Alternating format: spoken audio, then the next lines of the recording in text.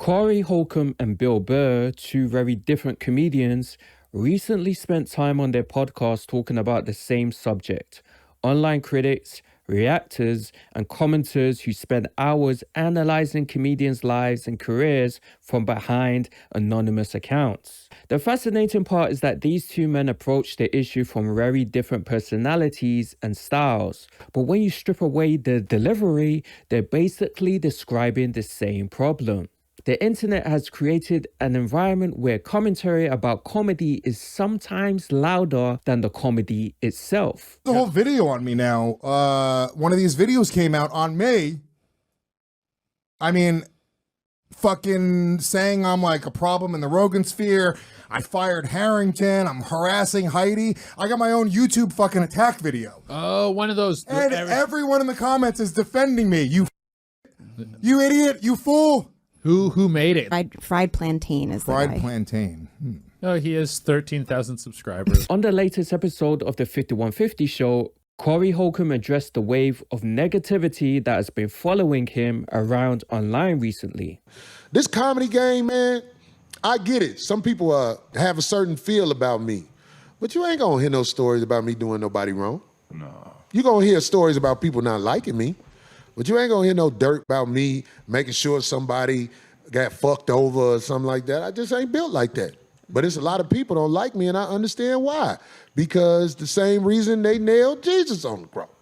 He was really who he said he was. If ain't nobody mad at you for no reason at all, you doing something wrong.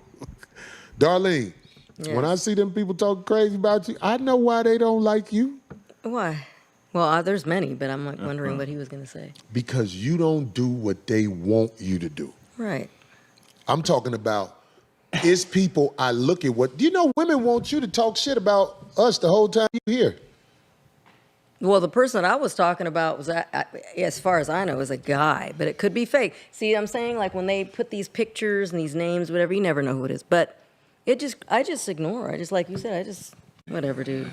I'm like, what? Oh, stop. Somebody will send, I hate when people send stuff to you, too. It's like they're instigating. They want you to get worked up. Check this out. Did you see this? Did you see that? Yeah. Man, I don't give a fuck about this. Yeah, come at me with that. But all right. It was a couple motherfuckers called me, Corey, I heard you broke. If you've been paying attention to comedy commentary channels and blogs, you'll know that Corey has been the subject of quite a bit of discussion lately. Some critics have claimed his career is declining. Some have even gone as far as monitoring his performance numbers online, trying to build a narrative that his audience is shrinking. Corey's response to all of this was blunt and defiant. What Corey keeps pointing to is the difference between the internet version of reality and what actually happens when he performs.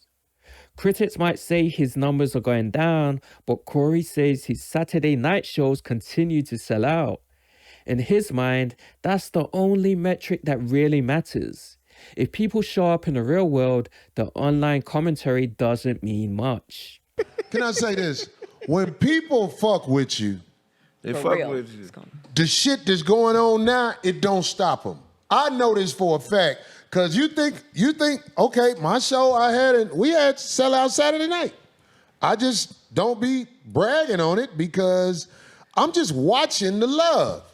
The people ain't stopped fucking with me because these people put that on there. But I see people up there, look, the numbers are going down every week. Look, he's bad. Look, man, when people fuck with you, Craig, when people fuck with you, Darlene, they gonna fuck with you anyway. Interestingly, Bill Burr talked about a very similar issue on a recent episode of his podcast, but he approached it from a completely different angle. Where Corey reacts with defiance, Burr reacts with exhaustion.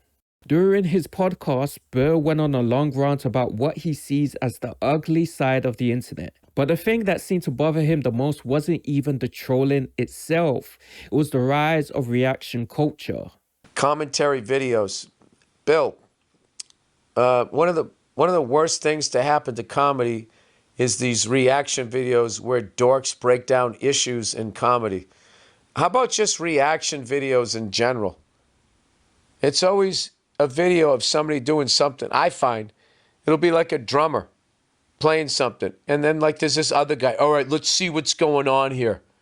Ooh, okay. All right, wow.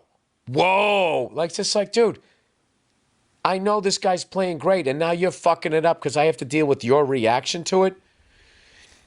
I want to do that in like the Louvre. All right.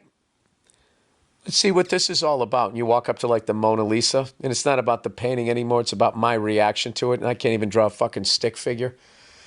I had no idea that people were doing these with with stand-up videos. I think that's fantastic because then it just become now it's a new kind of comedy. But what's interesting is that even though Burr criticizes the internet heavily, he doesn't spend much time engaging with it. His approach is much simpler than Corey Holcomb's. Burr says he ignores reaction videos entirely. If someone reacts to his material or tries to stir up controversy, he doesn't watch it. He just moves on. YouTube nerds that spend hours creating stories about beefs that probably don't exist are making money being bitchy little hens. Well, if they're bitchy little hens, you know, let them cook, as the kids say.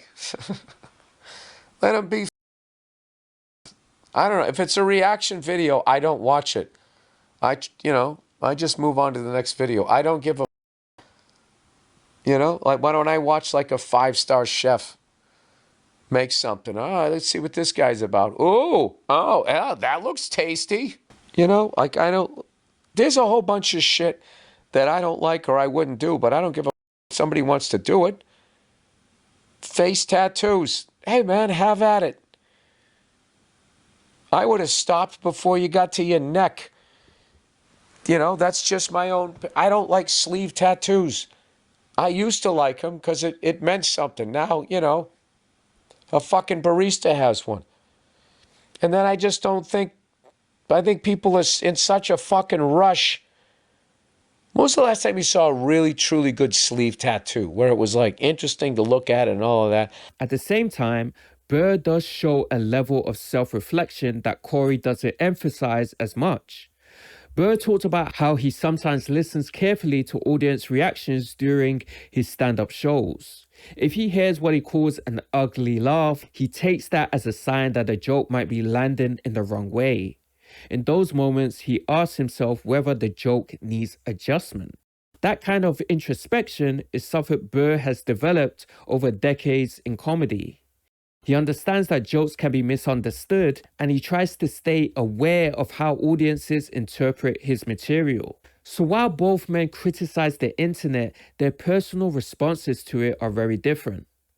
Corey Holcomb treats criticism as evidence that he's being authentic. In his mind, if people are inventing stories about you, it means you're doing something right. Bill Burr, on the other hand, treats the internet as background noise, something loud and annoying, but ultimately not worth engaging with. Despite those differences, both comedians agree on one central idea: the internet does not reflect real life. For Corey, the proof is the audience showing up to his shows. For Burr, the proof is the simple fact that most of the people commenting online aren't actually part of the comedy world. And maybe that's the bigger story here. Comedy used to exist mainly on stage, in clubs, in theaters, and in front of live audiences. Now it also exists inside comment sections, reaction videos, and algorithm-driven discussions where people who have never stepped on stage debate comedians like their sports teams. Some comedians embrace that environment, others resent it. But whether they like it or not, it's now part of the world surrounding stand-up. What Corey Holcomb and Bill Burr are both reacting to is the same phenomenon. A world where the conversation about comedy can sometimes become louder than the comedy itself.